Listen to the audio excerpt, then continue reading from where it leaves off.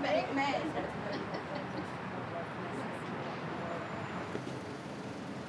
I like to say some special words to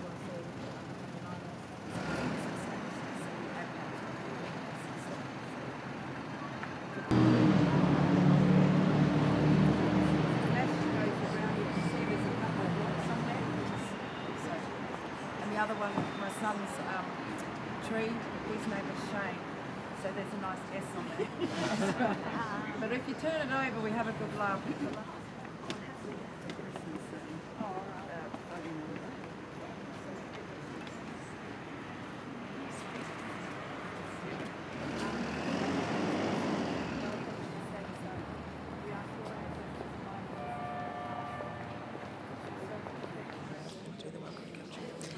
Hello everybody, good evening. This is Naomi and I'm Maureen and we're going to do the universal welcome for you guys. So Nyacha Nyari Maureen Warrior Humes, Nyayach Nyanki, Nyacha Warana, Naranga, Adnamanthna, Wajak, Nalakala Budja, Bulladong, Wagglecarp and Noongar and Ghana connections. Nyacha Warana, England, Europe, Sweden, Denmark, Norway, Ireland, Russia, Scotland, India and China. My name is Maureen Humes and I'm second born female in my family. I'm an Indigenous woman and all these countries above are my language groups and worldwide connections. Nina mani na puna ganiara, Nainari Naomi Katana Hicks, Nyayacha Nyanki, Nyacha Warana, Ghana Dairy Paramount, Naranga, Warrangu Nudinjeri, Kodijima, Wajablack, Kurwong, Jawajali Manang, Aranda and New South Wales. Nyacha Warana, England, Europe, Scotland, Sweden, Denmark, Ireland and Wales. Nangiana Miana, Nanadlu Tapindi, Nadlu Gani Yatanga and Parindi, Nagana Mianalu, Banaka Yariat Chatapa, Puruna, Kuma, Pura, Mitindi Kamami. Hello our beautiful families and welcome to Ghana Country together today. My name is Naomi and I'm firstborn female in my family. I'm an Indigenous woman and all these countries above are my worldwide connections and language groups.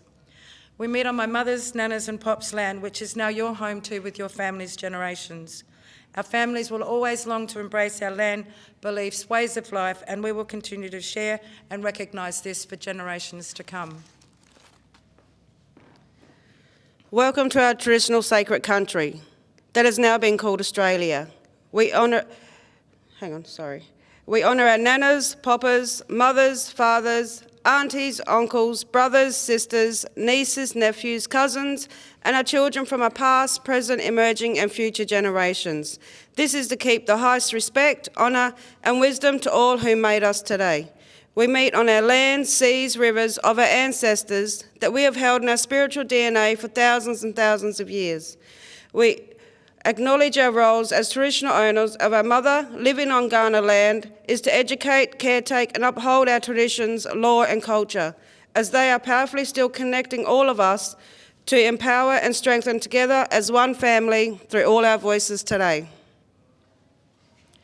Maureen and I would like to honour and acknowledge all of your empowered family leaders who have paved the way for you to all be strong enough to be the voice for generations in creating universal solutions for all of us that live here together today. We're grateful as traditional owners to continue sharing with you all our oldest living culture in the world, which is now your home from your family's generations. We stand with all families for worldwide in sovereignty and solidarity. My strongest acknowledgement is to all of you who came today and to your ancestors before you, who did the best they could for all of us.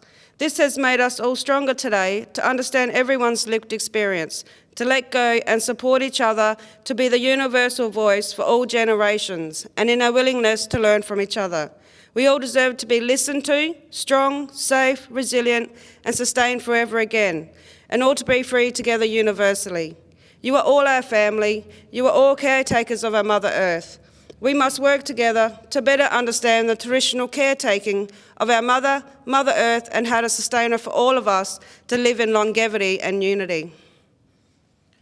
Thank you for those outside that experienced the universal smoking part of our ceremony. We also, as you can see, we have our faces painted, and usually between the smoking and painting ceremony, it brings us together as one. So both spiritually and physically, these ceremonies have been done for thousands of years. The smoking ceremony is to help open our connection, to be spiritually, emotionally and physically cleansed, to stay connected and guided by you and my ancestors. The painting ceremony, as you can see, has been placed on our forehead, cheeks and chin, and this is a sign from all our ancestors in unity to help us see, hear, feel and think strong. Our smoking and painting ceremony together strengthens, protects, honours our love and respect for our ancestors from the past, present and emerging generations. Our families came from the four corners and met. North, south, east, west, stayed, never left until solutions and harmony was set. Our ancestors, our old ones, our mothers spiritually guiding us to protect, yet to be here on our mother's traditional land together for eternity, we must be empowered to acknowledge worldwide unity, freedom, everyone's sovereignty. Now, Maureen and I are going to sing a little song for you, but this is where we're going to get you all to clap your hands because we don't have enough clapsticks today. There's plenty of you. This is called Nugata and it's in Ghana language, and Nugata means mother. We're going to need a bit of room here. So you forget you to clap with us with the clapsticks. And stomp your feet if you can.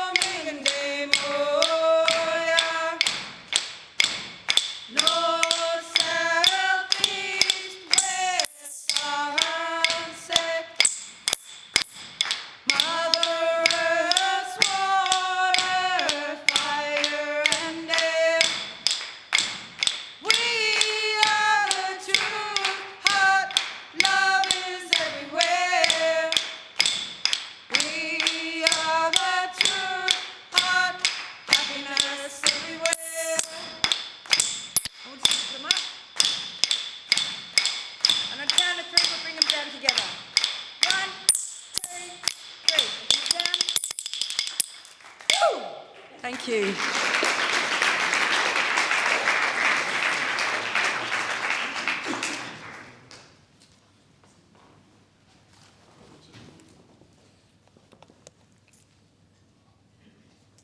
Thank you.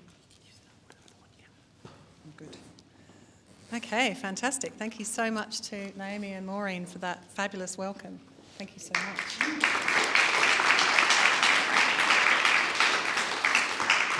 So, good evening. Welcome to the first Talking History of 2025. Yay! Well done. Thank you for coming. My name's Corinne. I'm Senior Curator of Collections at the History Trust of South Australia and also very interested in circus and vaudeville and entertainment history. So this is my happy place and my happy topic, and I'm very excited to welcome three great speakers this evening. So, Namani. Mani, thank you very much. So, Nadalu Tumpundi, Nadalu Ghana Yatanga. Did I get that right? So, by saying those words, I acknowledge that we are sitting on Ghana land, and I pay respects to Ghana people, their elders past and present, and acknowledge the heritage and culture and long-standing relationships to this land, our beautiful land that we all live on. I would also like to acknowledge any other First Nations people in the room who are with us, and say again a thank you to Maureen and Naomi from Spirit in Unity for their wonderful welcome to country. So, some housekeeping. In the unlikely event of an emergency, please follow the directions of the security guards outside. Bathrooms are downstairs and there's lift access, and accessible bathroom is out to the left and left again. So, Talking History. Talking History is one of the offerings of the History Trust of South Australia. The program is now well over a decade old and strives to bring people together to talk history. And not just any history, our wonderful South Australian history. In addition to the fabulous History Festival, I hope everyone did lots of stuff during History Festival, did you? Yes, excellent. I'm a bit exhausted after it now. In addition to the History Festival, the History Trust also has the Beta Birdwood Car Rally. We manage 3 public museums, the Migration Museum, Maritime Museum and the National Motor Museum, and the gallery just around the corner here called the Centre of Democracy. We also deliver swathes of other initiatives in education, collections and digital transformation. To keep the Talking History program abreast of the ever-changing nature of historical practice and inquiry, we are committed to constantly exploring unique perspectives and topics. We strive to design panels which include people who may not think of themselves as historians. We do so because history is a broad church, and it is regularly invigorated by its interlocutions with other disciplines, individuals and ideas. Tonight's Talking History is the first of 4 for this year, running in June, July, August and September. It is also the beginning of a new partnership with the State Library of South Australia.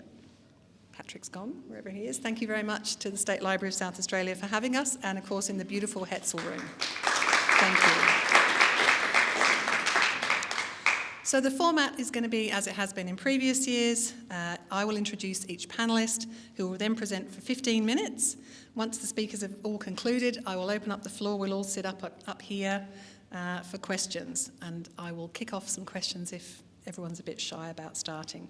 We need to wrap up at 8, so I will do my best to keep a brisk pace, and I will be giving people 5-minute warnings. So it's not jazz hands, it's 5 minutes. 5 minutes. So you might have noticed that the event topic is aligned with the festival. For example, in September, we explore the topic of South Australia's environmental histories during the Nature Festival. In August, we will be uncovering an array of arts and crafts traditions during Sala, and in July, we turn the spotlight on South Australia's scintillating subcultures, try saying that 5 times, during the Illuminate Festival. And I gather there's some really good stuff planned for North Terrace as usual. Tonight, however, we are here to celebrate the Cabaret Festival by unleashing our performative energies just a little bit as we delve into South Australia's showbiz history from 3 distinct perspectives. And so the time has come to hit the lights, honey, so we can embark upon an evening of razzle-dazzle, show-stopping splendour. We go behind the scenes to learn more about the places, performances and performers who have entertained South Australians over the decades. We'll begin in reverse chronological order, commencing the early 20th century, 1908 to be precise. So, our first speaker is Lise. Could you please take come up this way, sorry. So, Lise Windsor is a retired public servant with a passion for South Australian history and a love of the theatre. In 2023, she joined the board of the Adelaide Repertory Theatre Company and took up the role of treasurer. Lise accidentally fell into the job of honorary historian for the Rep when she discovered a treasure trove of memorabilia dating back to 1908, crammed into a mini library upstairs at the Arts Theatre, which is where the Rep lives. She is now on a mission to make sure the collection is properly catalogued, preserved and shared with all South Australians. Tonight, the title of her talk is The Rep Theatre Company, A Journey Through the Decades from 1908.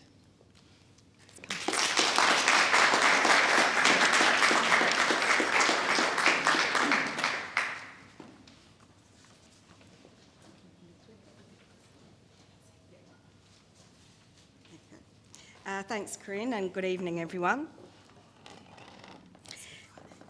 So this presentation is based on our recent exhibition for the 2025 History Festival. And unfortunately, Kira couldn't make it to the exhibition, so it's a shame that she can't be here tonight. However, I will force her to see our collection at some stage. So the photo that you see here is actually from last year's History Festival, which was the first time ever, I believe, that the Rep has exhibited its collection. This photo shows the Thomas Nave room at the Arts Theatre, which is the rehearsal room, and you can see that during the History Festival last year it was actually set up for rehearsals of one of our plays, which was Moonlight and Magnolias. And in the background you can see some of the photo gallery that's permanently up in that room. So this year we decided to frame the exhibition around a journey through the decades. And this has only been possible due to the enormous amount of work our volunteer team has done over the last year to sort through the collection and put it in some sort of chronological order. When we first found it, it was just boxes of all sorts of stuff. And it was also made possible by the discovery of 2 academic theses tracing the history of the Rep. And here's one of them here, which still hasn't been digitised, and which I just found in a box. And there's, as far as I can see, there's one page missing, but one of the next things we'll be doing is digitising that one. But to find that was just amazing, and that covers the period from 1908 to 1988, so that's a really valuable resource that we had there.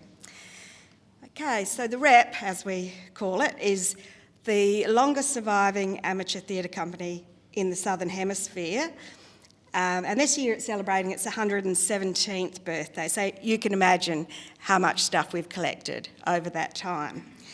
It was the first repertory company established in Australia, at least a decade before others in Brisbane or Melbourne. And it really filled a gap in the professional literary theatre scene in Adelaide. So at the turn of the century, most of the theatre was happening in pubs and taverns, and it was comedy or vaudeville or burlesque, things like that. So there was a gap in sort of the professional literary scene. And it would be another 6 decades before South Australia would have its first professional theatre company, the State Theatre Company, which wasn't established until the 1970s. So we're very proud of this history, and we are committed to preserving and sharing it. So, how and where did it all begin? This man here is Bryson Trahan, who was, in 1901, 22 years old, a young Welshman, and he came to Adelaide to take up the position of piano master at the newly established Elder Conservatorium at Adelaide University. So his students were music students, but over the early years that he was there, his students began to meet to read and discuss plays. And by 1908, they decided they would start performing some of these. And they were performed in the North Hall at the Conservatorium. And they were really, their objective was to stage plays that wouldn't be seen in commercial theatres, and they were in the European literary tradition. So Bryson Trahan, apart from being a composer, also obviously had some involvement in theatre before he came to Australia. And students also composed music for the productions, including Carly and Jers and Ruby Davey, who was in fact the first Australian woman to receive a doctorate in music. And I'd just like to mention another famous South Australian woman, Muriel Matters, because this is just one of the lovely little stories that we found when we started looking into the early days of the Rep and Bryson Trahan's role. So while he was at the Elder Conservatorium, Muriel Matters was studying elocution there, and they were actually engaged for a short time, but it didn't last, and obviously she went off to the UK to do her suffragette work. And you can see I'm wearing my Muriel Matters badge. I've been a long-term member of the Muriel Matters Society. And this slide also points to the sort of career that Bryson Trahan had. After he left Adelaide, he went to work in the US, Canada, Europe, and did lots of work with Gilbert and Sullivan, and even spent some time in a German internment camp during World War I.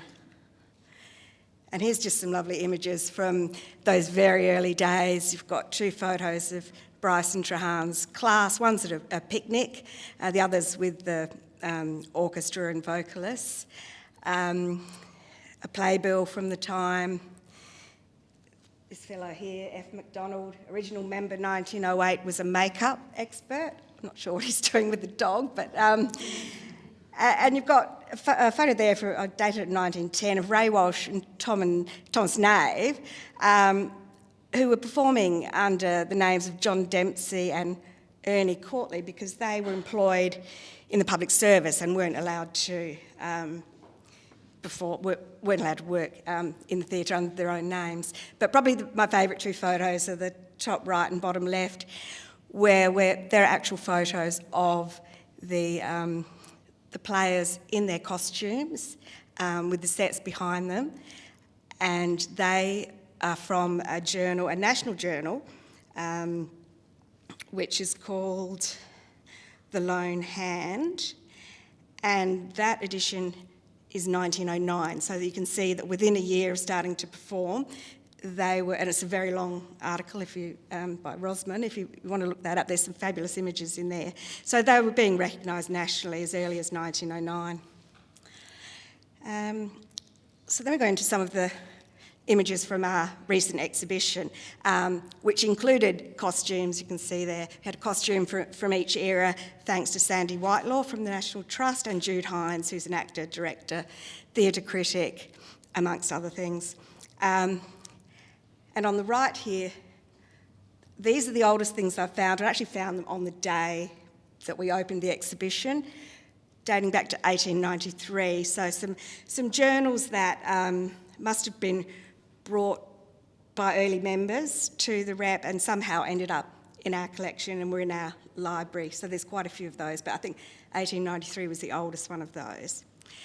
So by 1910, the cast numbered 84, and the proportion of students had fallen dramatically. So the rep was turning into a theatre company for Adelaide actors outside of the university and outside of students. And they were performing, they moved out of the uni and were performing in town halls like Unley and Walkerville. And as early as 1914, they had a dream to have a home of their own. But that dream wouldn't be realised for another 50 years. Moving to the 1920s, and in 1921, the Spanish flu closed all the performances, just as it did 100 years later due to COVID. Despite that, they produced 47 plays in the 20s and were performing at various venues around the city and also back again in the suburbs. And you started getting some individuals being involved who would dedicate decades of their life to the company as cast, crew, costume designers, set designers, administration, presidents, all voluntary as it remains today. And Mimi Matten, who started with the rep in the 1920s, she spent 64 years involved with the rep. So that was an incredible achievement. And at one time in the 20s, a former president, Professor Archibald Strong, who I think was an English lecturer from Adelaide University, was working overseas, but while he was there, he was advocating for the rep and was able to secure consent for the rep to perform Edward Percy's play. 1920s was also the time when the rep became an incorporated body with its own constitution. And you can see some photos there from our exhibition with the costumes.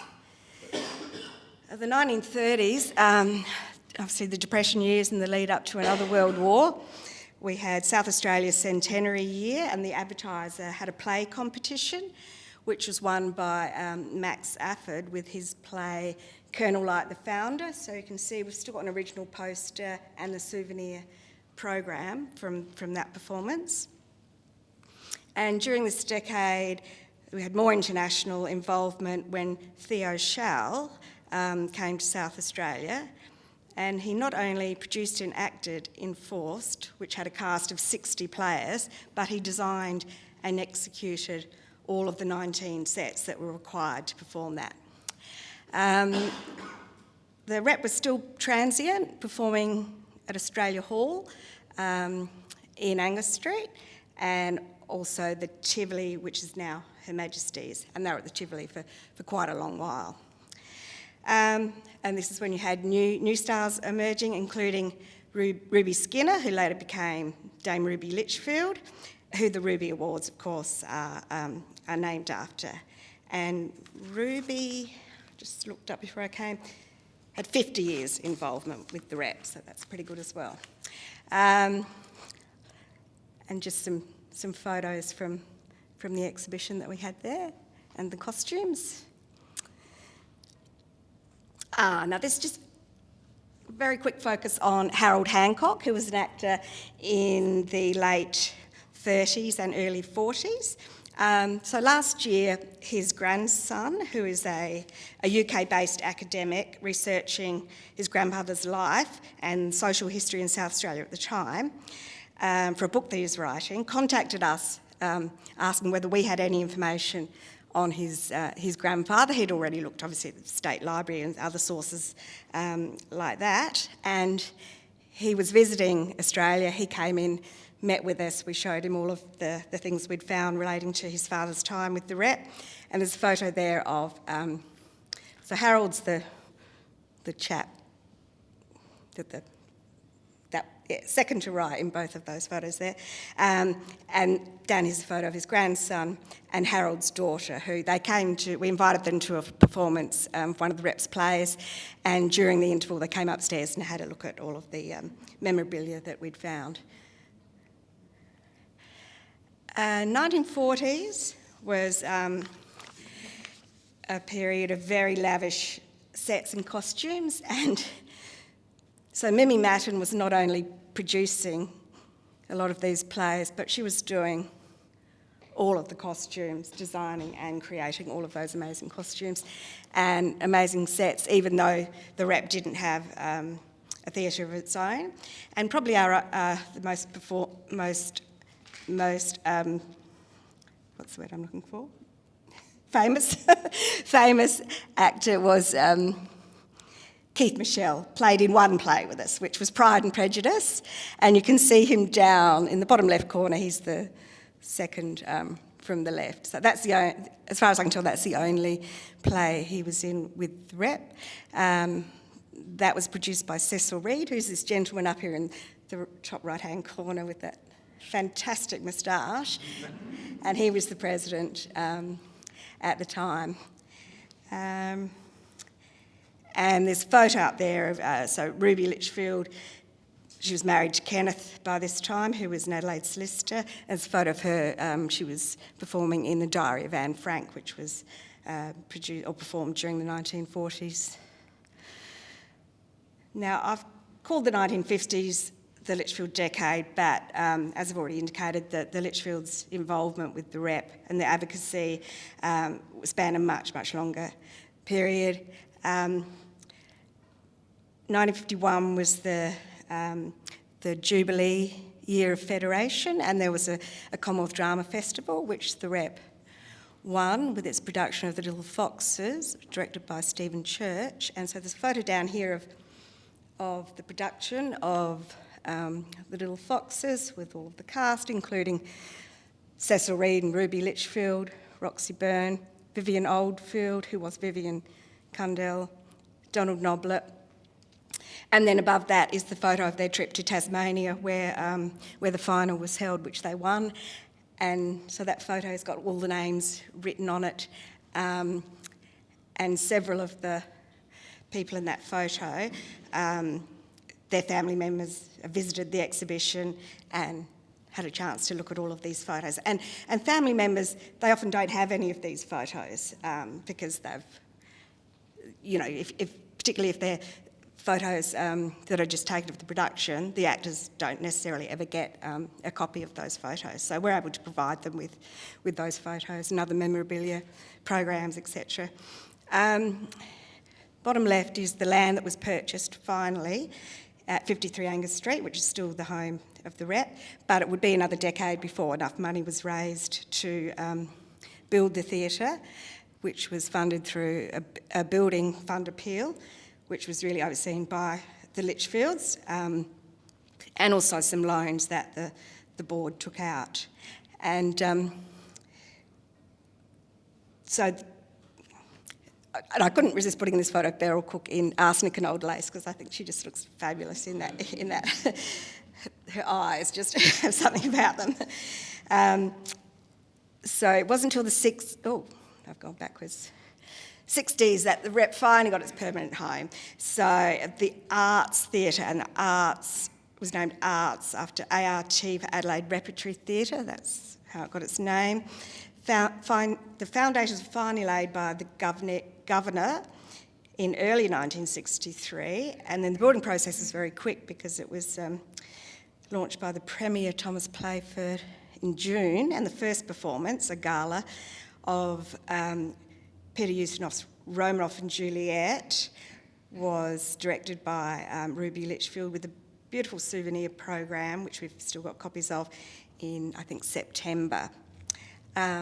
The price of the building was £45,000, which was all that could be raised through the Building Fund and loans. And Kenneth Litchfield was the chairman at the time, and he noted that the building is not perfect. However, our cloth was limited and we had to fashion our coat accordingly. So we've just celebrated, or the Arts Theatre, I should say, has celebrated its 60th birthday, and since then the Rep has performed over 350 different plays, so more than 2,000 performances in that venue. And these are what it looked like when it was originally built. And those of you who've been there recently will know that it doesn't have those stairs there anymore, and it's got different seats. I think those seats are upside down. Anyway, so on the left there is the doorway upstairs to the Thomas Nave room. The gala performance of Romanoff and Juliet, the building of the theatre. Some photos here from our exhibition, including Roxy Sims, later Roxy Byrne. So the theatre it's still not accessible. There are no lifts, no disabled toilets, and the building is very, very dated. So it's not accessible for cast, crew, public or volunteers. Oh, just a bit of a focus on the Noblet family, who, as far as I can work out, been the most prolific performers with the Rep. I could count 96 plays in total that there were Noblets performing in, or authoring, directing, or being in the crew, and often doing the same things for the same plays, between 1920 and 1993. And I could count 10 family members. 2 of them were presidents, Donald, who's the gentleman in the middle, and his son Michael, who was president twice. The picture on the left-hand side is 1965, The Miracle Worker, and we've got 4 members of the Noblet family in that one play, which we think is possibly the most family members in any one play by the Rep.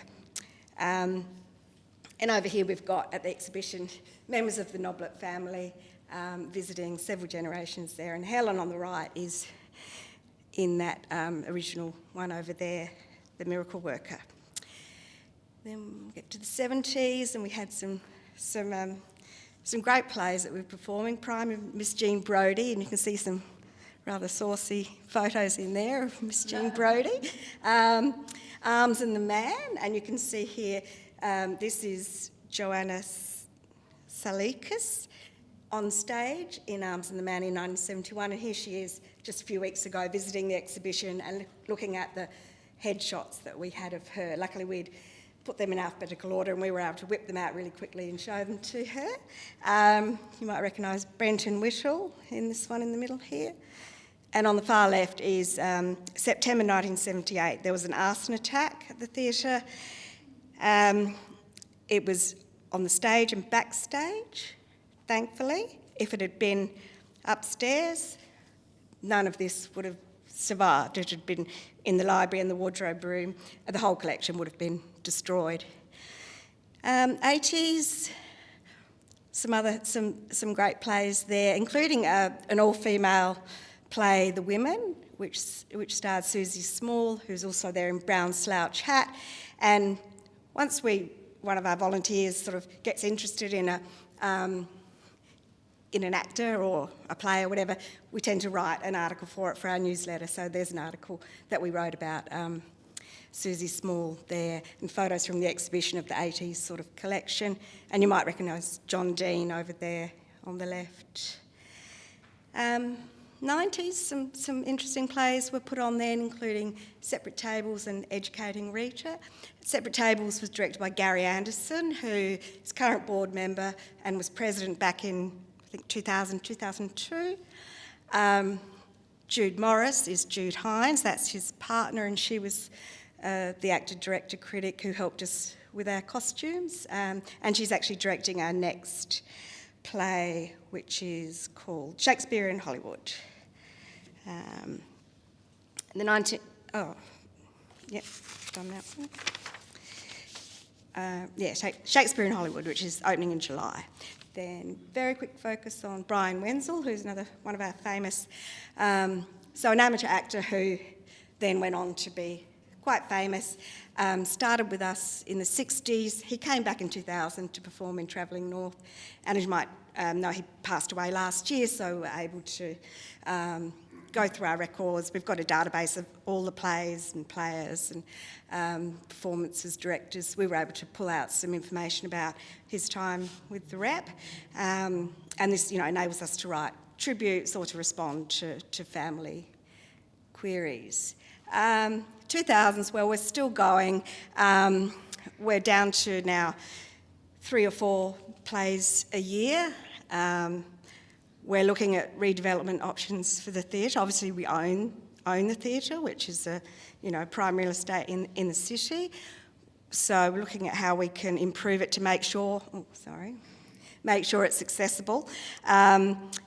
Including last year, we introduced a seat levy, $1 a seat on ticket prices to go towards the redevelopment fund.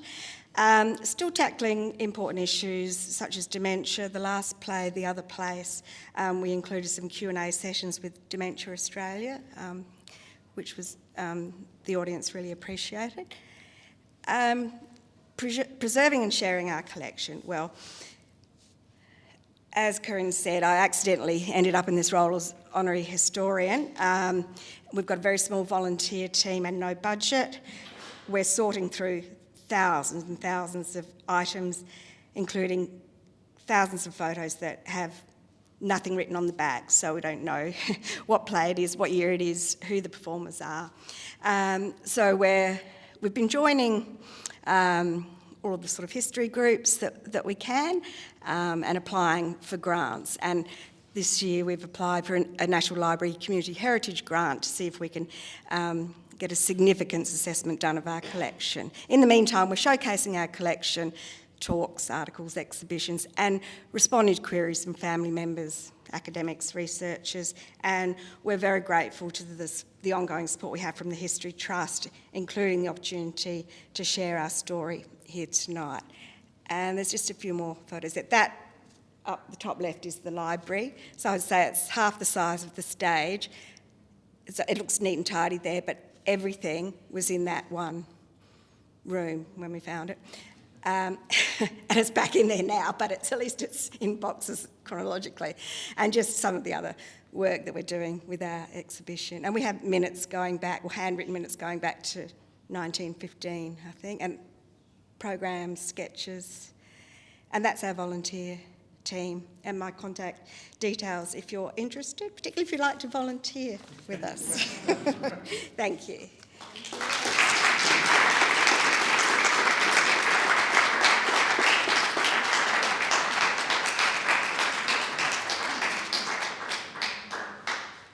Thank you so much, Lise. That was really amazing. What a wonderful find as well in that little cupboard library. I look forward to seeing how the story unfolds over the next few years. And yes, volunteer at your local repertory theatre, please. So our next speaker is Edoardo Crismani, a Wiradjuri filmmaker, writer and musician based on Kaurna country. His work explores untold First Nations stories through drama, documentary and music. His acclaimed documentary, The Panther Within, follows his journey with his mother Barbara to uncover the hidden history of his grandfather Joe Murray, Aboriginal boxing champion and vaudeville entertainer. Edoardo's story blends cultural depth with cinematic flair. He was awarded the Boundless Indigenous Writers Mentorship by Writers New South Wales in 2023, and his debut novel, which he has a draft copy of right here, inspired by his grandfather's life and times, called Finding Billy Brown, is in development. It's pretty far along from the looks of things. So tonight Edoardo's talk is called The Panther Within. He's going to share the little-known story of his grandfather Joe Murray, an Aboriginal boxing champion and vaudeville entertainer who thrilled the crowds in the 1920s and 30s with his unique blend of song, dance and sport. Joe wasn't just a fighter, he was the show. Edoardo will screen a short segment from his film The Panther Within, Joe entering the ring to perform, boxers battling it out between his routines, and a finale of dance and music after his own 10-round fight.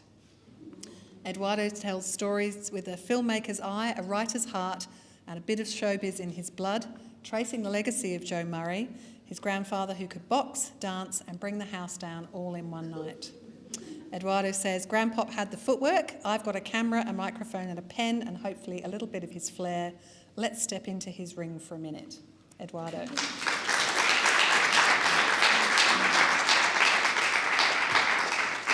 Wow. Thank you for that lovely introduction. The big button. So let's start with... Hit the big button. There I am. So camera, and that's me down at Henley Beach a lot. I like to go for walks after I've worked on my songs in the morning. And there's a cafe, the Book and Bean. You must go at Henley Beach. It's a lovely cafe, beautiful artwork. All right, so without further ado, so I did the film The Panther Within a few years back, and it played for 5 years on NITV. I've gotten little segments that will cover Grandpop's story of how he got into tent boxing and then into the stadium and how he did the whole vaudeville and so on. Personally, I think it's just amazing that this story exists at all. And I'm so proud that I was able to get inspired. I could read you the whole novel, but that'll take all, whatever. Anyway, this is my first draft. It's a speculative fiction novel based on what I could draw from his story, and I've put it into a time travel story. Anyway, without further ado. So the first thing is, one of the things that shocked me was he was linked to communists. So we're at the Mortlock Library with archivist Jenny Scott, and I was also doing my PhD at UTS, and I found out that the Communist Party was the only party that supported Aboriginal people back in the day. And so this here, we're in the Mortlock Library. When I press, we'll see about a minute of Mum and Me with Jenny Scott, and we first hear about this. This is Hansard from the South Australian Parliament in 1931. Whoa. And the Premier at the time was introducing a bill called the Public Safety Preservation Bill. In the press this week, ballet girls and tap dancers. I am informed that this advertisement is nothing but a blind and is inserted for the object of getting girls to join up with communist organisations. Yes. On the McGill Road, there is a building which is used as a meeting place, and when the police are about, dancing is indulged in. But when everything is clear, the girls are instructed in first aid and taught to drill. Now, you might wonder, what's that got to do with Joe? Yeah. We'll lead on to Smith's Weekly. Boxing champ Hill's challenge at Premier Hill. Lightweight champion of South Australia is burning to meet an opponent who is a long way out of his class, Lionel Hill, the state premier. Ooh. So he called him out. Apart from being a ring fighter of craft and renown, Joe Murray is a versatile comedian and entertainer. So there we are, and that shocked me about the Communist Party. But as I was doing my PhD, one of the lecturers, Dr. Paddy Gibson, had these great articles, and it's also in his thesis, on how the Aboriginal people, there was a war, the Communist Party, they actually raised funds for the guys to go from Victoria up north to stop a massacre, which is amazing to me. And so I've woven that in through my novel. As I go through, I find more stuff. Tent boxing. So Mum and I travelled around Australia in our film. So we started here and then we went over to Victoria. And we met with Dr. Richard Broome, who did a whole pile of stuff on tent boxing and why it was appealing. And he has he's a professor there, so he has a lot of different articles he's written. But Grandpop was known as the Black Panther in the ring. That's why I called the film The Panther Within. By the early part of the 20th century, possibly the 1910s, 1920s, there might have been 20 or 30 boxing tents travelling around. Aboriginal people, where did they fit into it? How did they become part of this? You know, like Let's take Grandpop, for instance. How would somebody start and get involved in this? Well, the boxing tents are always looking for people to go travelling with them. They were offering a lot to a young bloke. Adventure. Get out of your own hometown, see the world, travel with a tent. And there you have it. An amazing time. So what it did was, instead of being on a mission where you had virtual slave labour, or as a cattle hand, again, slave labour, these guys were making about $800 a week in today's term, which was amazing. And they were also like celebrities. They'd go to town, and it was like the AFL, your superheroes of the AFL. So you had agency, and probably they were being ripped off by the tent box owner, but still within that world they had more power and more agency and going from town to town. And gradually Grandpop went from the tent boxing into the stadiums. But we'll hear a bit more from... Yeah, he became his own. So another wonderful thing about this was that it's all about showbiz. So Aboriginal people can look Italian, Portuguese, New Zealand Maori, African. So the biggest show in town in those little going from country town to country town was the agricultural shows. They came into town, and in the middle of that was the fortune tellers, the whole entertainment industry, and this was the biggest game in town was the boxing, inviting everyone in for the boxing and the vaudeville. Now the guys became a bit of vaudevillian because they assumed these other cultural identities, so it became not just a country town boxing, a world championship. Oh, you got to meet the champion of Portugal or champion of New Zealand.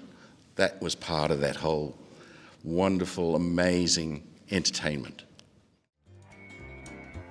Everything built up their confidence, and they took it into their future life. He was running the show. He became an entrepreneur. Grandpop was into vaudeville as well. The conjurers and the magicians and those sorts of things, they'd work the showgrounds, but they'd be on the vaudeville stage as well. He would have just very easily moved between both of those worlds and probably back again easily. Wow. Yeah. And Grandpop got onto it. And that's what, going back to the first little film, is his entertainers, the ballet dancers, but it was also a front for the Communist Party, that underground thing. So we've got two big things going on here. And here is the references, the theatres of power and professional boxers in that time.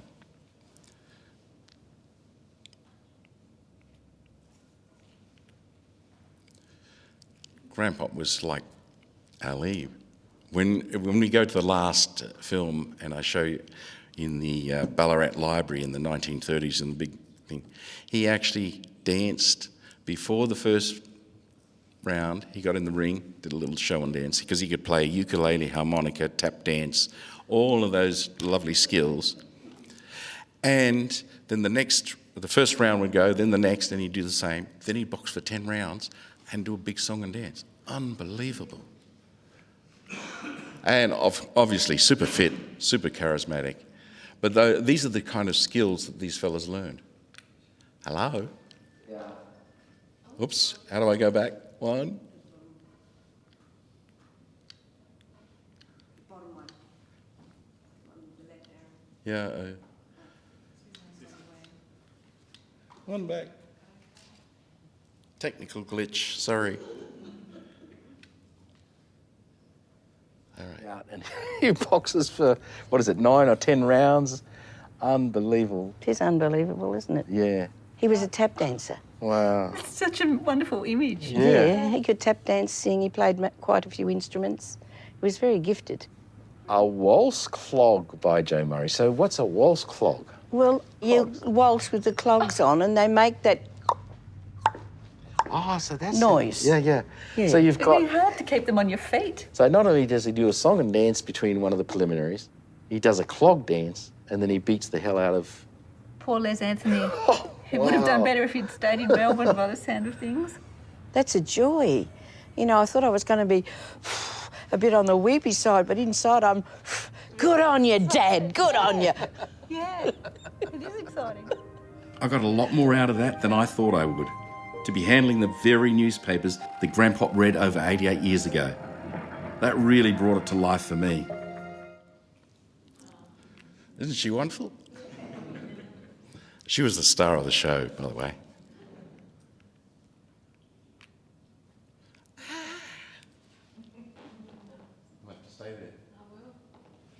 All right, so me writing the novel, drawing from all of that, I've had some very good interest, but if anyone knows a good publisher who might be interested in this, come and see me afterwards. It's inspiring and it's amazing, and these are stories that I never knew about. As I went on this journey, it was just amazing, opening the eyes to it. And I think it helped. See, at the beginning of the film, Mum had cancer. She had liver cancer. They said she had 6 months to live. Going on this journey, there was healing. She's still alive now. She got dementia, but she's alive and doing well. And I think that's, you know, when we welcome it and we investigate and we're courageous, it really helps. And it helped Mum, and she shone throughout this whole thing. She had the cancer, and in the film, we go to the surgeon and so on, and she does various things. And she had a little bit of no chemo. She refused chemo or radiation. I don't know.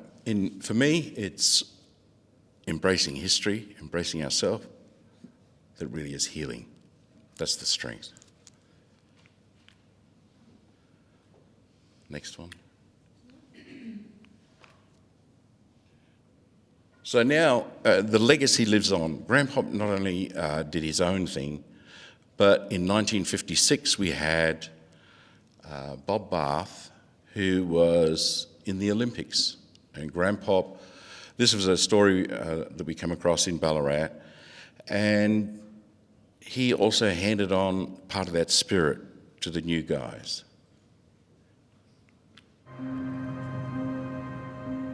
Later, we meet Bob Barth, who as a small boy saw Grandpop boxing. When I was about 12, there would be my brother and I would go to the boxing matches at the Alfred Hall. They would blindfold us. We'd be in the ring with orphanage boys, about 6 of us. Really? The last one standing would win, but we never got hurt. I mean, you'd fall over swinging, you know, And I can remember that your father used to start throwing coins into the ring. Wow, I never knew that. In boxing terms, it's called a shower. And I think he liked our efforts. Lots of other people would follow him. They would just throw from wherever they were sitting. Oh, like that? Yes. Just So like that? A shower.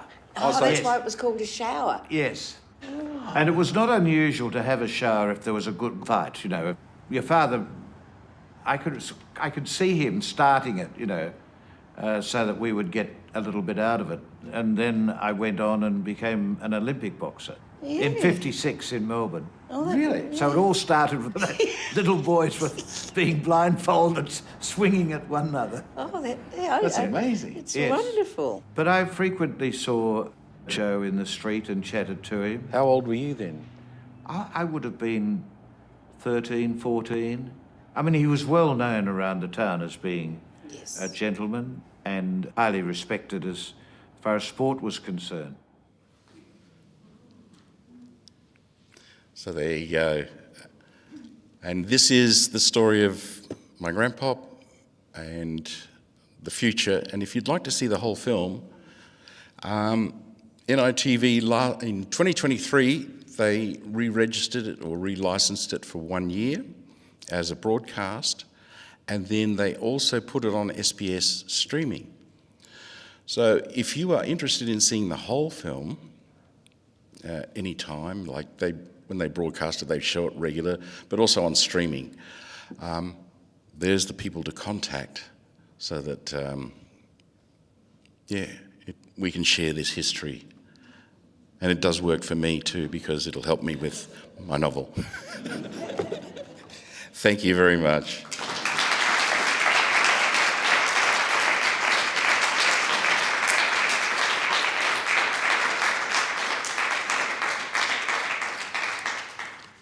Oh, I've got to turn my button on, sorry. Thank you so much, Edoardo. Wouldn't it be wonderful if there's some footage somewhere of him performing? That would be amazing. So, we're running very early, so we'll have lots of time for Q&A, so I hope you're all feeling inspired. We are going to hear from our third speaker now, Dr. Peter Beaglehole, who writes plays and performs autobiographical work. In 2024, he received the Adelaide Festival Centre's In Space Award for Best Theatre for his solo performance, The Tumour Show. In 2022, he received the Jill Blewett's Playwrights Award for his performance text, Calendar Days, which went into development as part of Vital Statistics Adhocracy. He researches the history and industrial experience of stand-up comedians in Australia, which he confessed to me he also has a background in. Sorry, blew your cover there. And also researches Australian theatre history through the field of memory studies, and has published a monograph called Dorothy Hewitt's Drama, Memory and Australian Theatre. The title of Peter's talk tonight is Adelaide Comedy and Sites of Social Change. Adelaide Comedy presents regular open mics, feature shows and fringe sessions from the Rhino Room, grand old place, and other suburban clubs and pubs. Working with a 25-year series of ephemera collected by Craig Egan, a promoter and comedian, this talk reflects on the changing faces of Australia's stand-up comedy scene, making use of Craig's poster collection to explore key venues and events that have marked the evolution of stand-up performance from the year 2000. This contemporary account wrestles with how clubs and festivals can shape the careers of comedians and how audiences and comedians mark out social changes in South Australia's history. So to tell us all about that, here's Peter.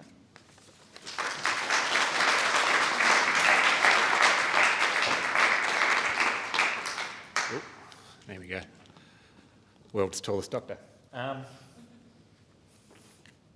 Hello, thank you. I'm here on behalf of Adelaide University, so I'd like to acknowledge that very generous welcome that we had tonight, and acknowledge that we're meeting on the lands of the Gunner people.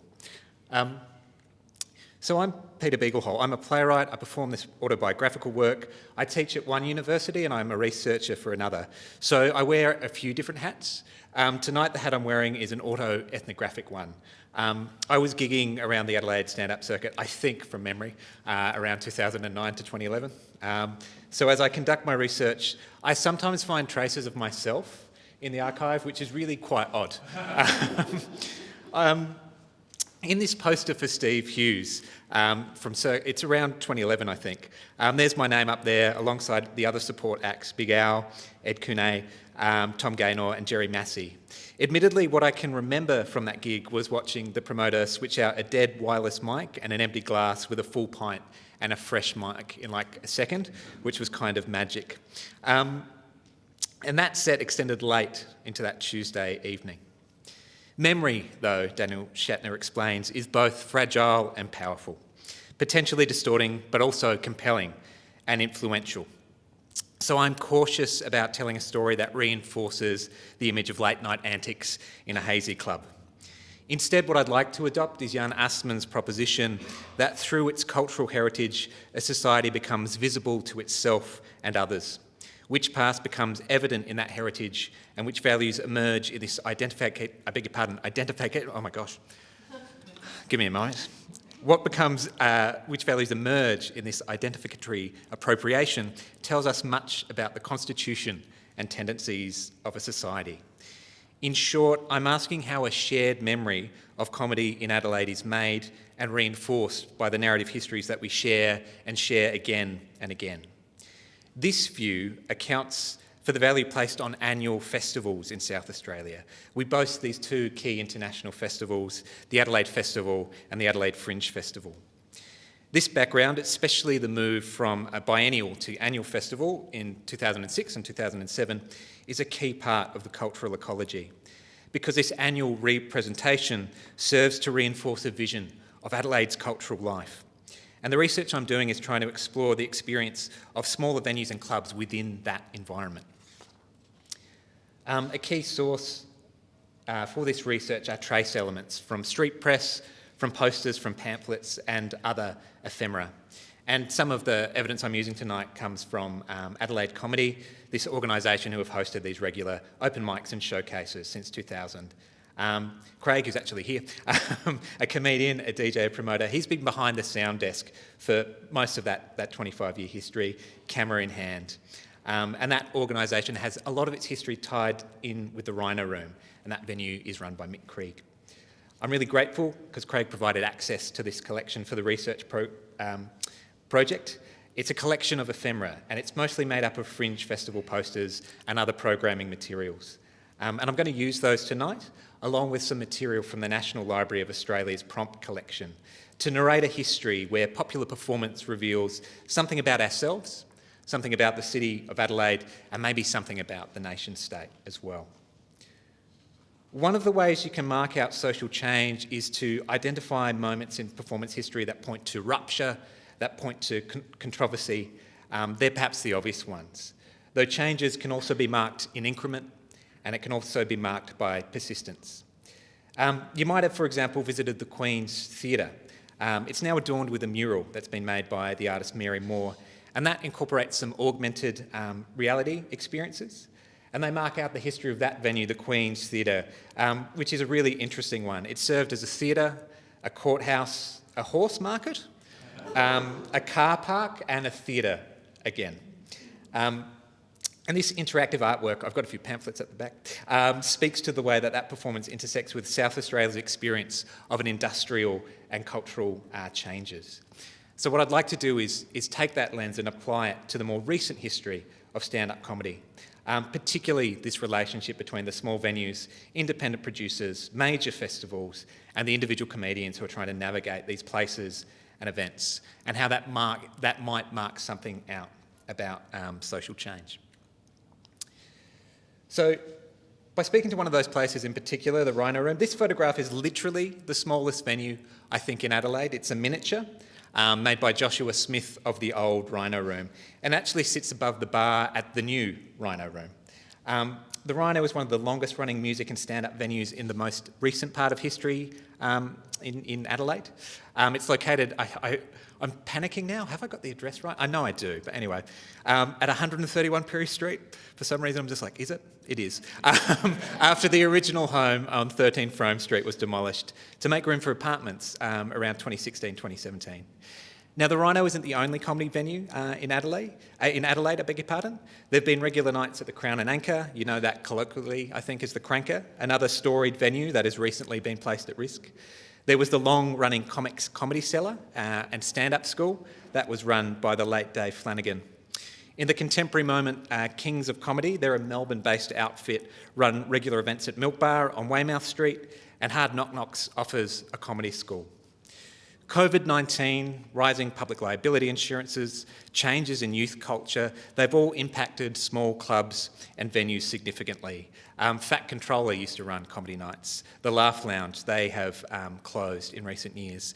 And there are other clubs and venues that host kind of the sister acts to comedy, music, drag, cabaret, burlesque, that are struggling, I think, to sustain themselves. Nevertheless, the Adelaide Festival Centre features stand-up comedians as part of their billing.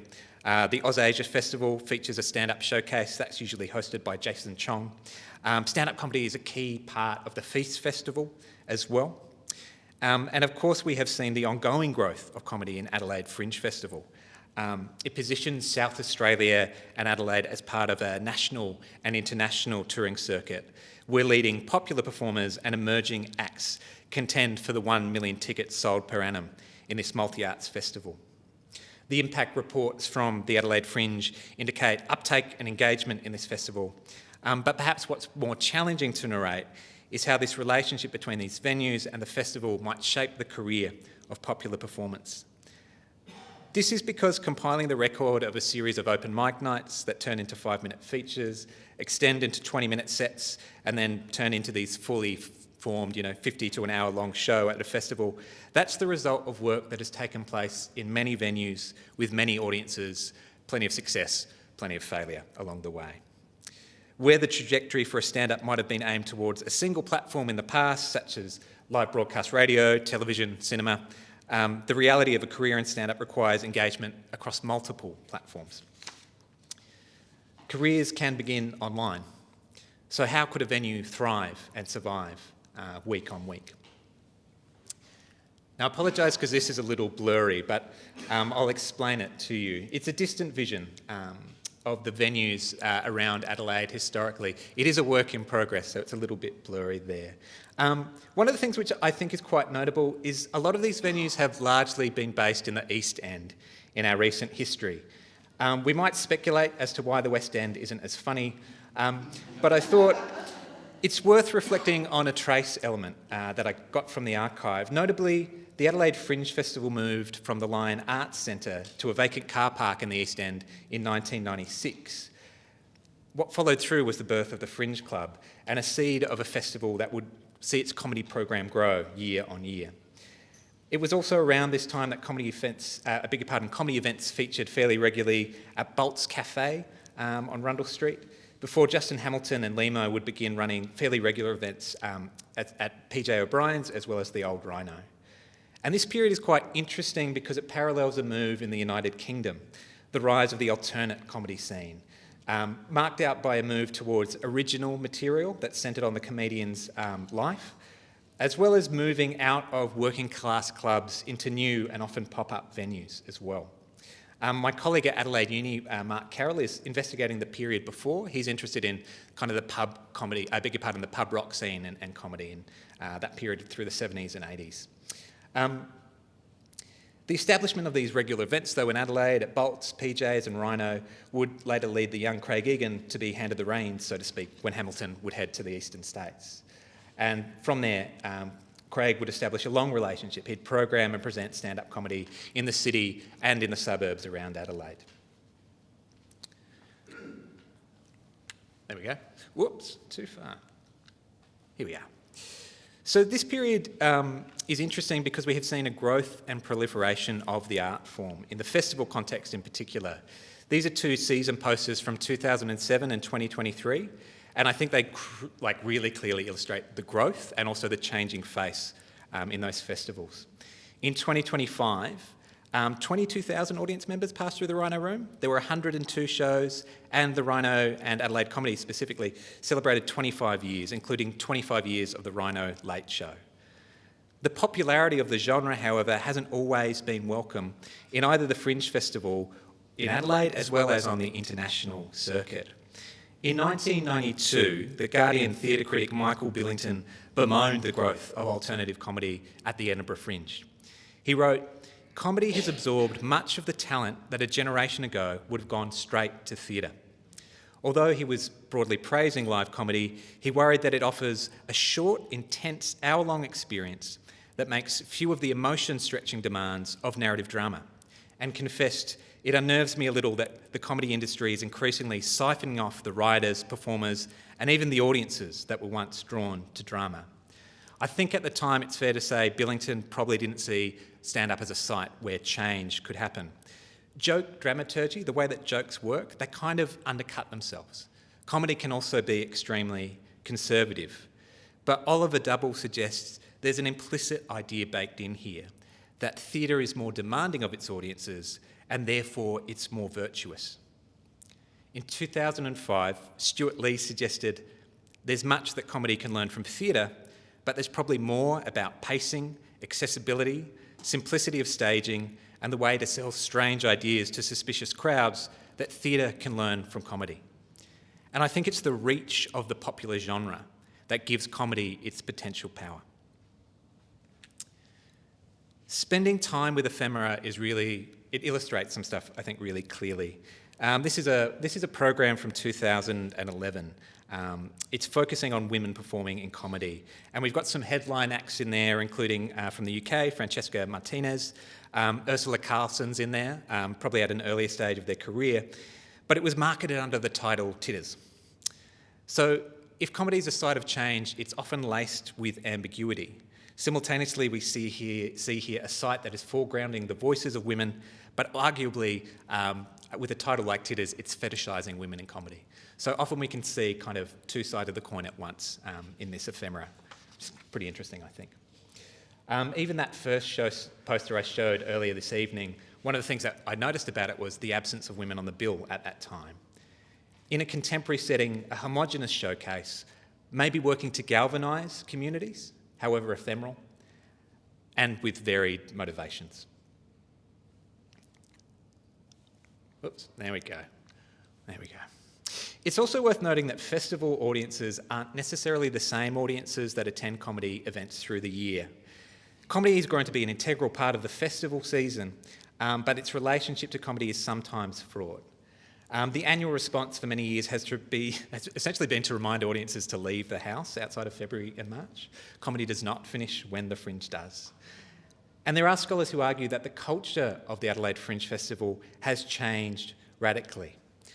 Sarah Mason suggests, and I quote here, "Where open access once evoked myths of artistic freedom and local participation, it's now aligned with the neoliberal agendas of the free market, which comes with competition and entrepreneurship, where artists are expected to both produce a saleable artistic product and also cannily market that product." In 2016, Alex Dubois, who plays under the comic persona Marcel Leconte, ignited a debate around the viability of performing in the festival. And to Mason suggests there are a series of questions about whether exchanging your intellectual property for a platform is a sustainable way to have a career. To put it more pointedly, sustaining a career is most affordable to those who can afford it. Bernadette Quinn argues that arts festivals are now a mainstay of urban tourism and urban policy making because they're framed within a broader array of neoliberal, culture-led urban regeneration strategies.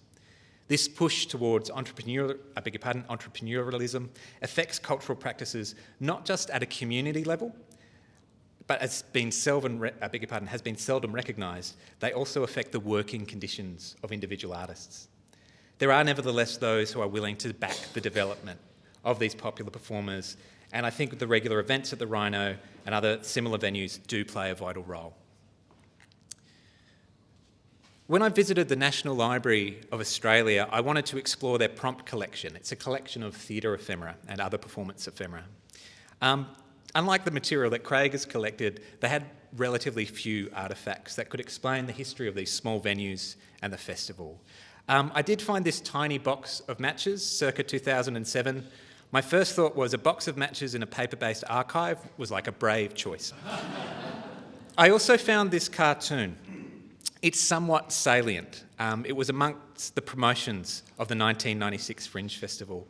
It's pretty dark, but I find it quite funny. In it, a promoter suggests to an artist that while self-immolation is dramatic, they've been booked for another 2 weeks to extend the tour. I think it would be a little too easy to suggest that little has changed for individual artists in this ecology. But I think the history of a venue like the Rhino Room raises some important questions about the ways a city might relate to its artists, but also to its venues. Is Adelaide a small pond, a point of departure? Is it a breeding ground? Can it aspire to be a cultural centre beyond the 5 weeks of the festival season? What are the infrastructures in place for popular performers? The recent state arts policy, for example, seeks to connect live performance to screen production. And I wonder what are the pathways from perhaps the legitimate theatres and the illegitimate clubs towards those screen projects. That policy also aligns with the National Arts Policy Revive that seeks to make arts accessible to the nation and provide pathways from Australia to the Southeast and Northeast Asian markets. So perhaps the internationalisation of the Fringe Festival, particularly one directed towards a near neighbour strategy, could be a feature of that festival. And one that probably does feature, but could feature more prominently, I should say. So I'm going to keep working on this ARC project. It's called Comedy Country, and look at the ways that comedy acts as an agent of change. And I think the history of a venue in a festival town has a lot to illuminate. Thank you very much.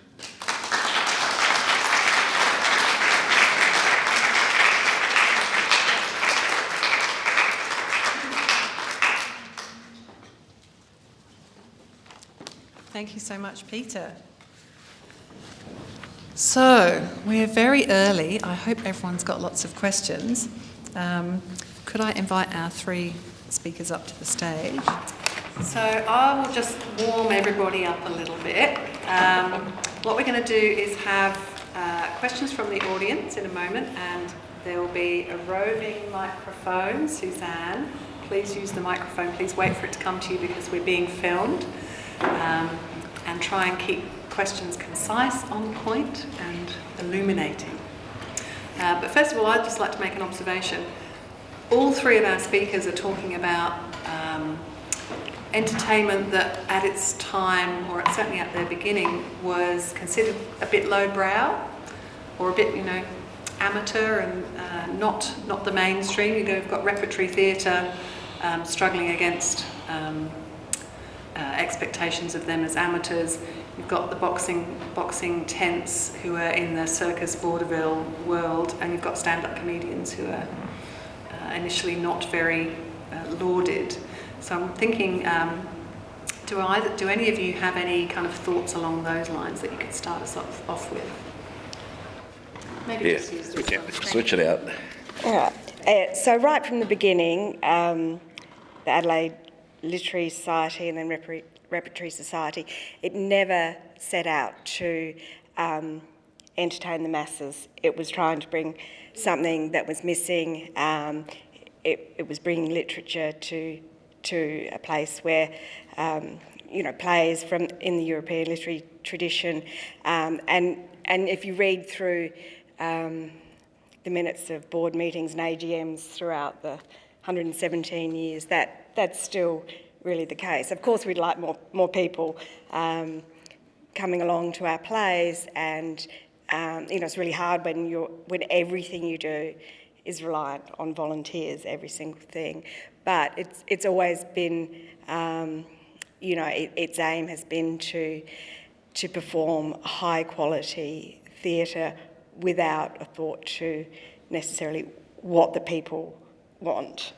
But they're struggling in the fact that they're not professionals. It's a limited budget. For a long time they didn't have a home or a permanent home.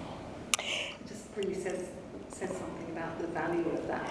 Yeah, and I think, there's so many other things. I mean, we've just heard about the, the Fringe and the festival, and coming out of that, it's really hard to get people to the theatre. There are a number of, we own the Arts Theatre and we rent it out to other theatre companies, and they're all struggling with getting people to performances. And even though the plays are very high quality and the actors are all excellent, it's, our main audience are older people. We're not getting younger people to our plays unless they're in the cast, and there are a number of them who are performing and wanting to come through, but we're really not getting the audiences that we really need to sustain it.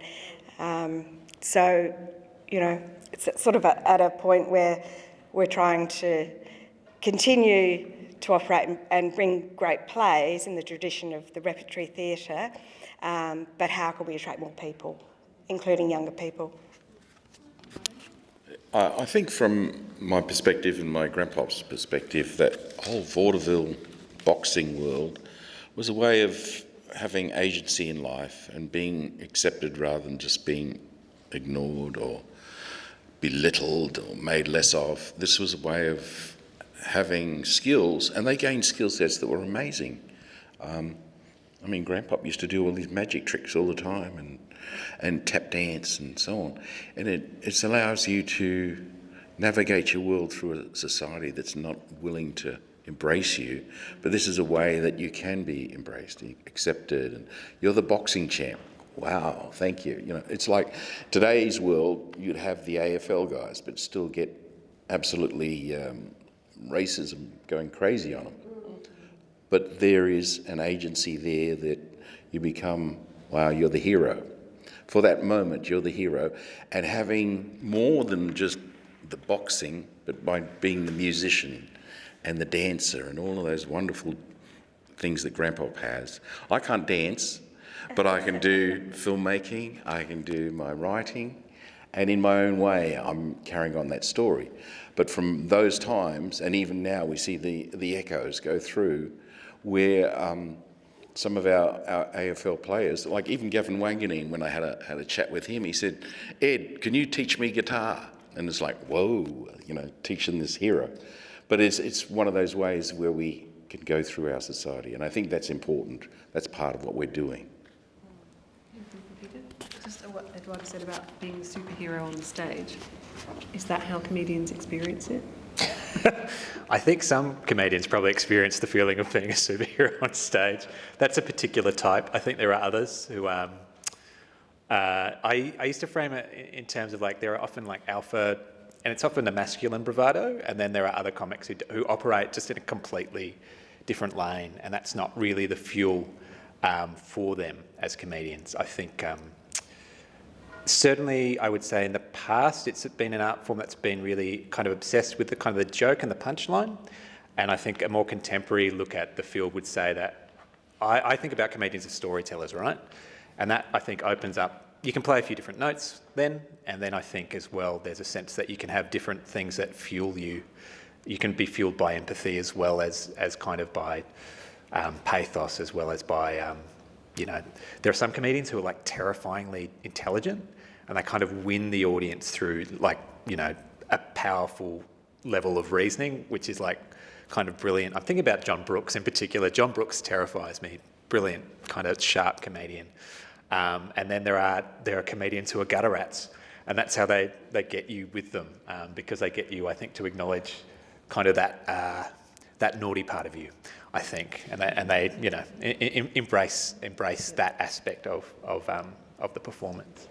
But I guess to speak to that initial prompt, and maybe the thing that threads us all together here is, I think we're in a moment where a lot of kind of, you know, culture and performance is quite atomised. It's all kind of held in different spots, right?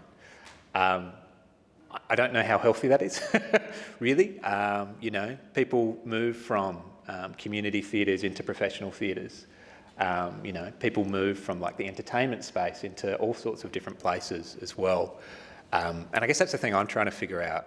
Like I do look at the UK, for example, and I think the relationship between their big festivals and, say, BBC and television screen projects seems a bit closer. There are only 12 actors in the UK. Yeah. They're all on Doctor Who, so there we go. But I kind of go, there's a pathway here, and at the moment I think we're kind of all in our camps. And I do wonder what the future would look like if we were less into the boundaries between, you know, everyone here this evening. Fantastic. Now we talked about the future. Questions about the past, about the history? Who wants to go first? Something in the hat? Just wait for the mic. Yeah. Sorry. Thank you. I'd love to know how much you know about Joe's actual content of his shows. And I mean, you've mentioned that he was a tap dancer and he did all those different kinds of things. I'm Craig, who he's talked about with the comedy. I want to know, was humour a part of those shows? Oh, definitely. There was definitely the humour. I mean, I think in the 30s, you know, your entertainment was very close within, and obviously on a bigger stage when you're boxing, you grab an audience, and part of that was to engage them. So right in the middle of all this heavy boxing, and I mean, I think personally, some of those fights were rigged, you know. I may be wrong. But part of that is to bring the guys in, and, you know, the tent box, the bosses, and I go into detail in my made-up story, the novel, but they would allow you to get engaged in that whole entertainment. You guys can win. And Grandpa would do all of that, but he could also hold a room. And part of the world that he moved within, they had, like in Ballarat, you had the older manors or the big houses, but gambling was huge. And Mum says he never gambled, but he was there dealing the cards. So, and he knew how to tell a story. So that was all part of that whole, I'm an entertainer. So not only have I got great skills and fantastic fitness, and I can dance and so on, and sing and so on, but I can entertain you guys with my magic skills, or I can engage you with my card sharp skills. And the two up, apparently, when you watch the film, eventually you'll see there was 2 pennies, and apparently, I don't know how two up works, but I think you have to have, is it 2 of a kind or 2 pennies? Yeah, but I think there was a bit of a rigging going on in there too. I mainly asked that question because I just want to be able to tell young comedians the next time they play a hard set, at least you didn't have to go 10 rounds before you did the set. Yeah, they've got it easy. What are they complaining about? Next question. Anybody else?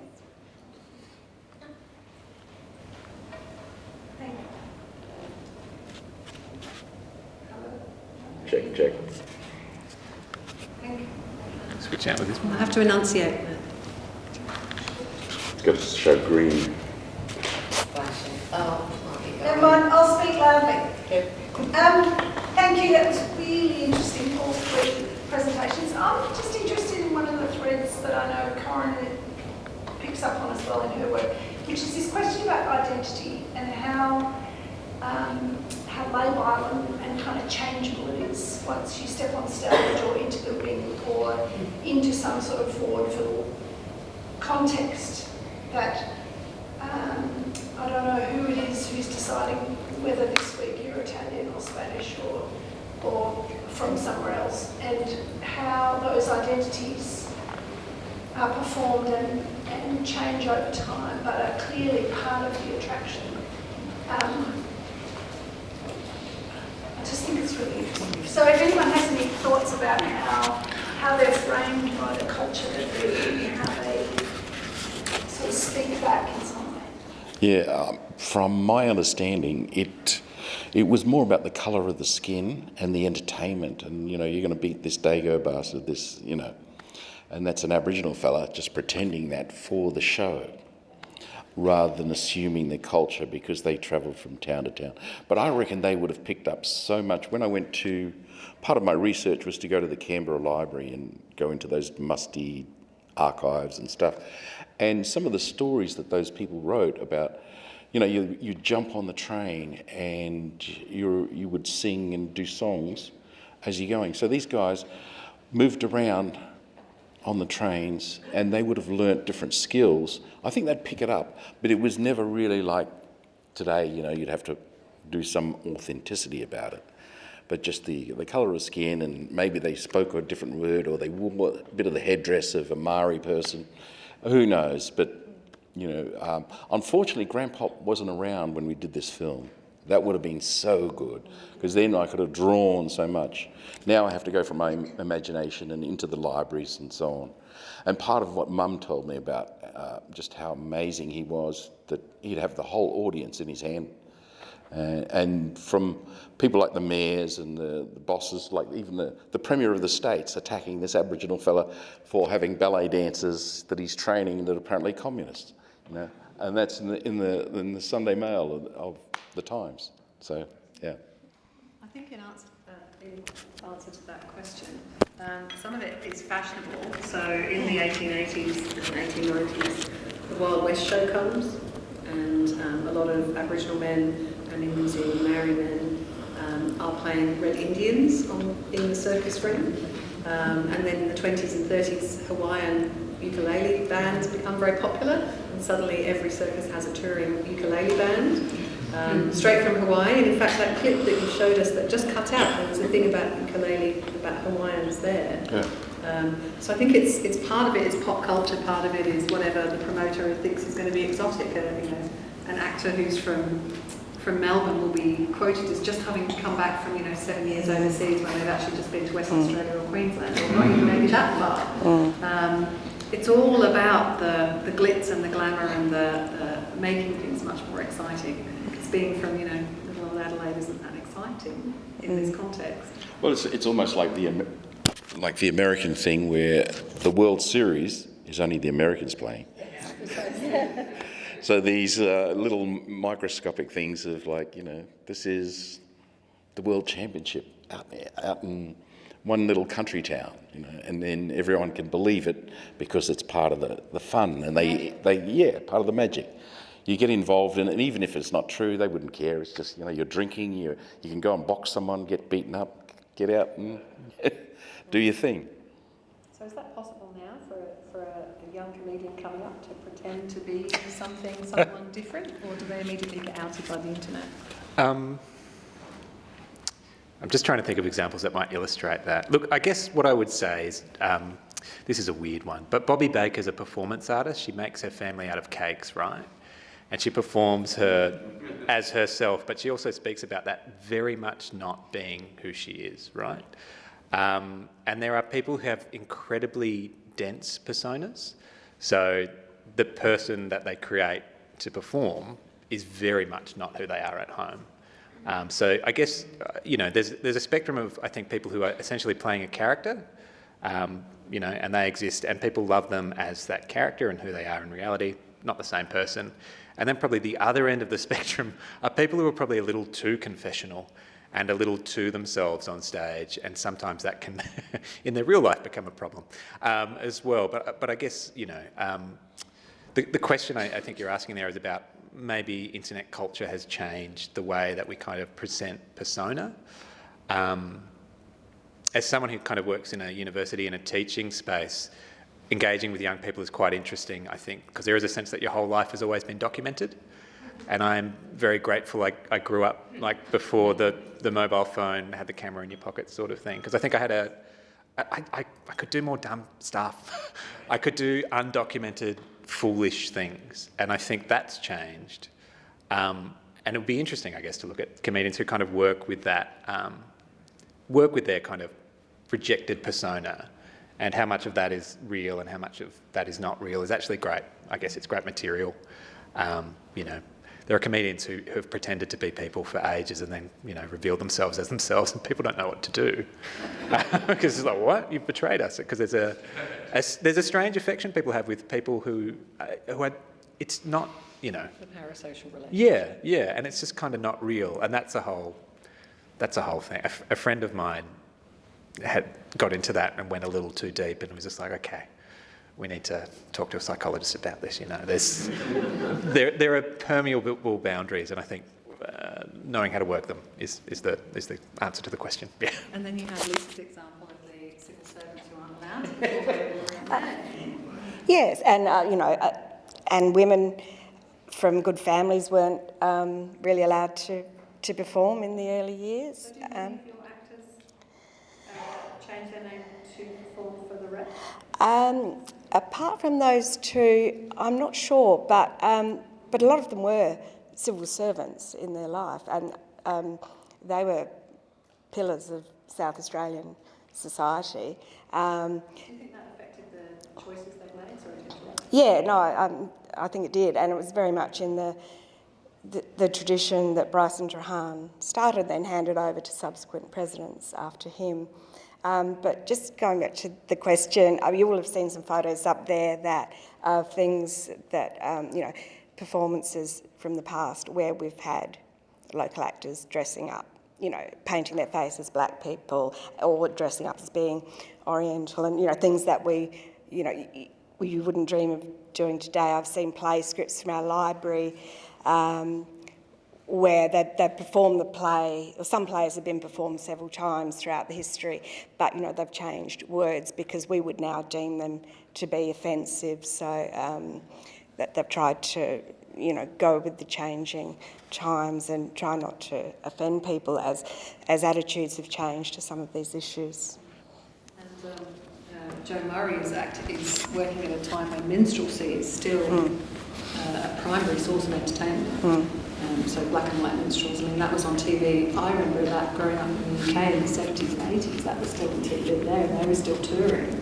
So it's a very kind of interesting, his work, you know, his role as an Aboriginal performer in a culture that is still having people in blackface well into the 50s, 60s, is really interesting. Yeah, and I think part of it too is, well, at least in my novel, just to add emphasis to the whole thing. The first time, it's a time travel where this AFL fella, he's his great-grandfather, he doesn't know, and he's not connected to culture. Somehow he gets slammed into 1931, the year that Grandpa won the championship of South Australia. But when he runs into him and they don't know each other, the whole scene that I've set up is that Grandpa talks in a very proper English accent. And that was part of another one of those things that you had to do, where his persona wasn't like, hey, go, mate, you know, that kind of stuff. It's very proper. And he gets on to his great-grandson at the time when he talks in the modern, with all the, you know, yeah. And so that's part of what I think is another survival mechanism. When also that whole thing that you had to lean into or accept that kind of racism, because that's just the way things were. And the best way was to act like a proper gentleman, an English gentleman. And that's part of what happened.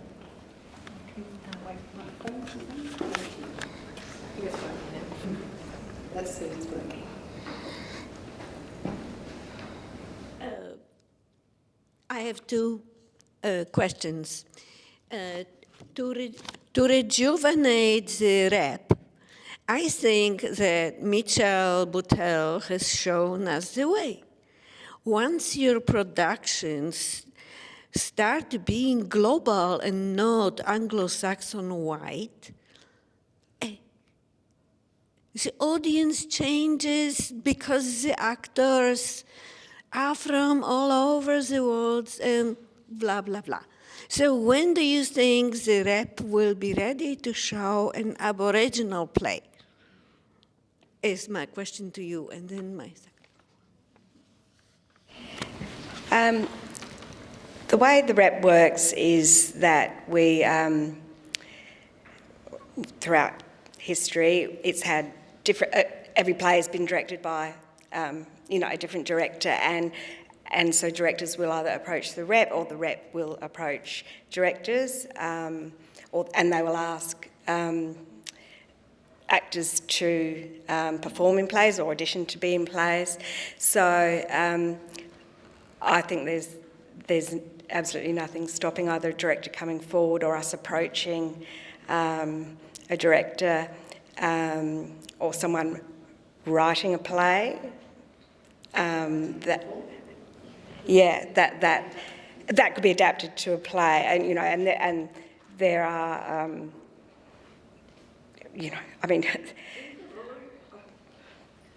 All right, thank you. Yeah. Thank you. The second question.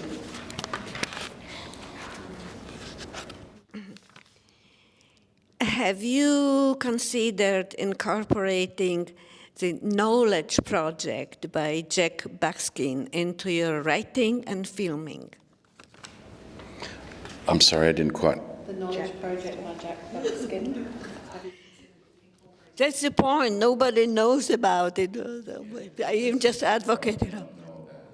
Okay, I will give you some information. Thank you very much. Does anybody have any information about? No? I'm just advocating to show it at the State Library and at the museum so we know.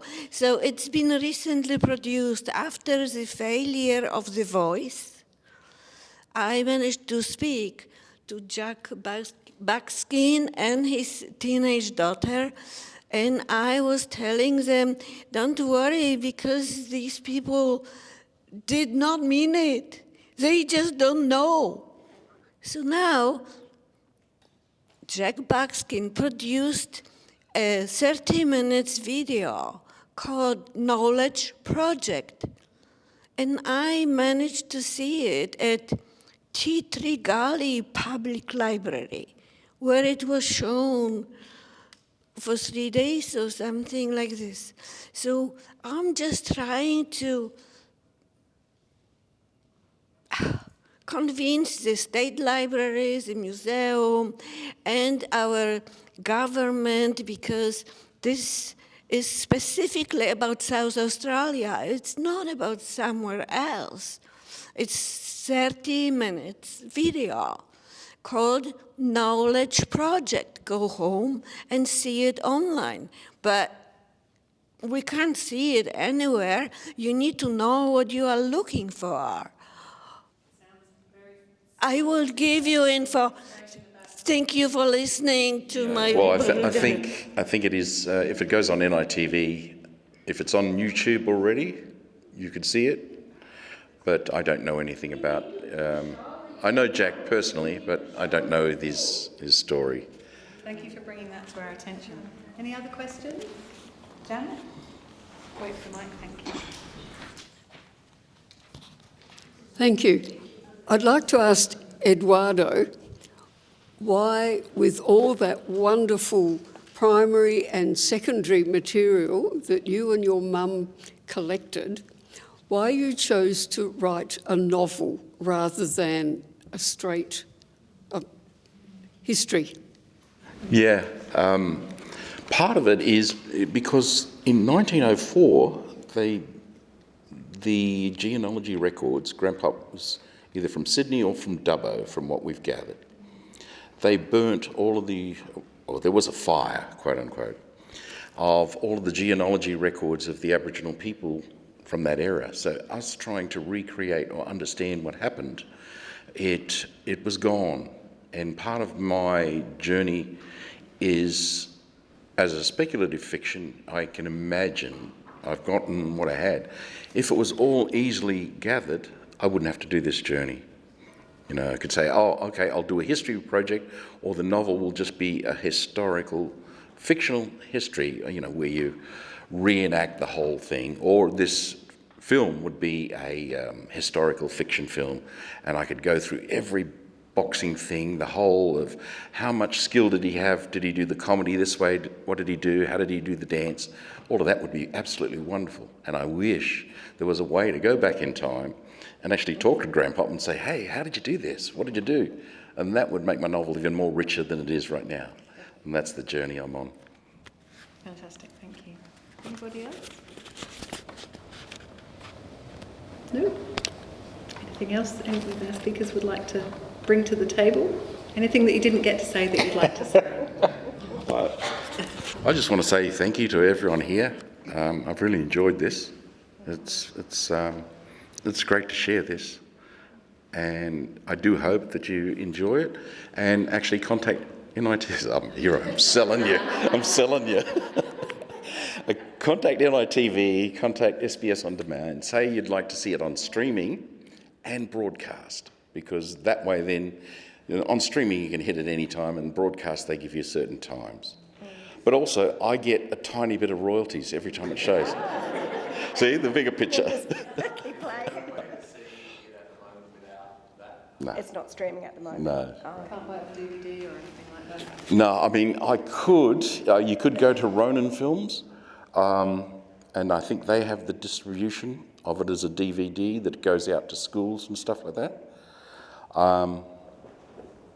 And when the last time they made a big deal with the producer, then he took ages to contact me and gave me my little 2 cents out of that deal. So this way is a much more stronger way to go.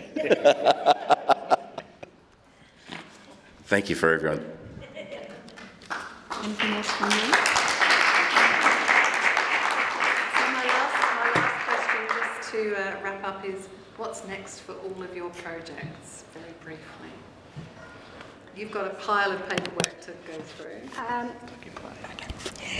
Well, at the moment, during the middle of the History Festival, I had to finish off an application for the advice we got from both the History Trust and Art Lab was to, before we do anything else, to get approach the National Library Community History Grant process to get a significance assessment of our collection.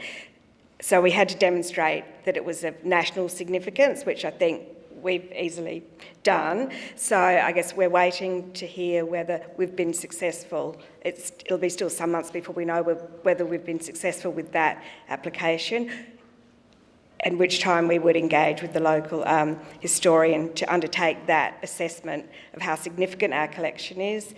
Then the next stage would be to apply for a preservation needs assessment, and then to apply to, depending on what that comes up with, digitise, to buy a database, to do all of those other things. So in the meantime, we're still sorting through the collection that we've got, but the really exciting stuff for us, I guess, is, you know, every couple of weeks, and particularly during the History Festival, we get family members contacting us and wanting to, you know, ask about their grandfather or great auntie or whatever. And because we've got such a great, someone took the time to put all of the information into an Excel spreadsheet, it means I can just go in and search that person's name and then look through the photos that we have got digitised, and I can send them a whole package of information about that relative. So that's the really fun stuff for us. And has the rep at any point done, you know, a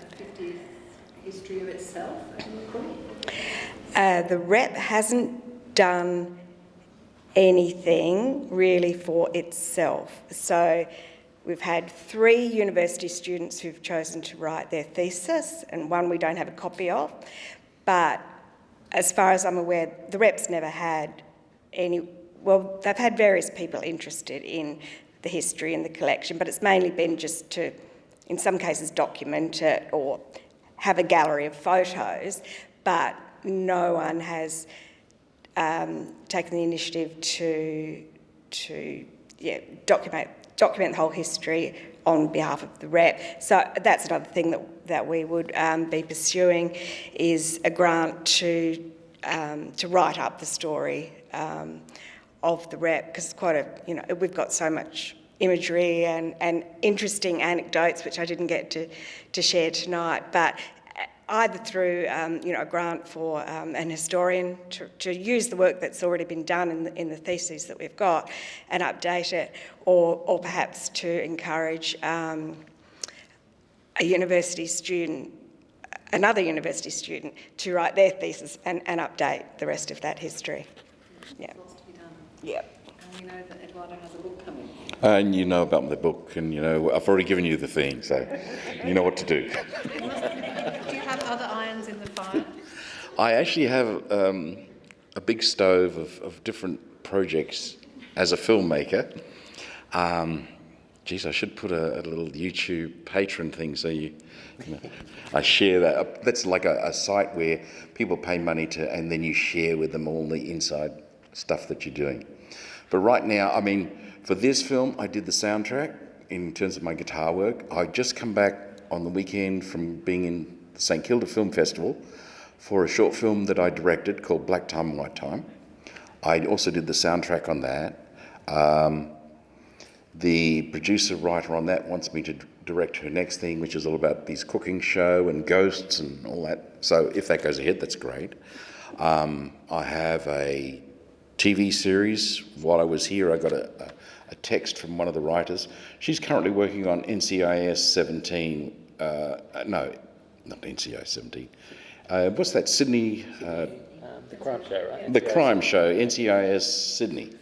Anyway, so she makes big money out of that. She was going to work with me on this thing that the SAFC, South Australian Film Corp, put some money into. We developed a little way along the road, and I'm working with a First Nations policewoman, and it's called Death in Translation. So I hope that somehow out of this tonight's meeting and we set up the next thing, but it takes forever. So it's like a pot, and you've got that thing and you don't know when it's going to boil. And then I have various other different things, and it's always like that. But in the meantime, I do a lot of community films. So I've done Closing the Gap. I'm just finishing one for the RA where they've got how they consult with all of the different people within the nurses and the doctors. Instead of writing a report, they have a way of talking to each other, and this is for non-Indigenous and Indigenous, and it seems to work really well. They've just started, it's going, I mean, I just started about a year. Anyway, I'm on the editing stage of the film to get that ticked off, and then there's another one I'm doing on Aboriginal babies and how they take care of those for, what's the cheese cutter building, what's that called? The cheese grater, yeah, that one. So they have a unit there that they want us to do a whole pile of filming of how that's done, and then that goes out to the community to share it. So that's my main bread and butter while I try to get my bigger projects. Like this one here took years to. I was working on getting the research and so on, and then someone said, yeah, but then you have to do this, and you have to make sure you've got a big producer, and you got this. And so those big pot of projects take way, way longer. So that's how I do it, and this is why I'm saying, please, do this. And you have an ARC to wrangle. Do you think of yourself as a professional? Oh, yeah, I've been 10 years as a professional. Oh, yeah. So, professional filmmaker. Professional filmmaker. If you look up EdoardoFilms.com, so Edoardo is spelled Edoardo, EdoardoFilms.com, you'll see I've got documentaries, about 1.5 minutes of my docos, 1.5 minutes of the dramas, and 1.5 minutes of the community films. Then I have a whole part of my photography work, then all of the different literary work I've done. And then also I'm working on my album right now, so there you go. In your copious free time. Yeah. And Peter has an ARC to wrangle. What's the timeline on that? It's wrapping up in 2028. So the project's called Comedy Country, and things that you might want to keep an eye out for. Eventually there'll be a walking tour of around Adelaide, but as well as around Melbourne, to kind of understand the kind of, that's where that map is heading towards. Let's understand where this stuff has happened. There's also going to be a hub which will host a bunch of interview material that we've been working on collecting, and audio-visual material as well. So it's a big project. Comedy Festival in Melbourne, Adelaide, Fringe Festival here, the various libraries and so on. So Comedy Country will eventually have an exhibition that will be hosted at one of our kind of cultural, buildings, probably on North Terrace, I imagine. So when that comes around, I'll make sure I let the History Trust know and figure all of that out. Yeah, thank you. All right, any further questions? No? All right, well, I think we might wrap up then. Thank you so much for coming.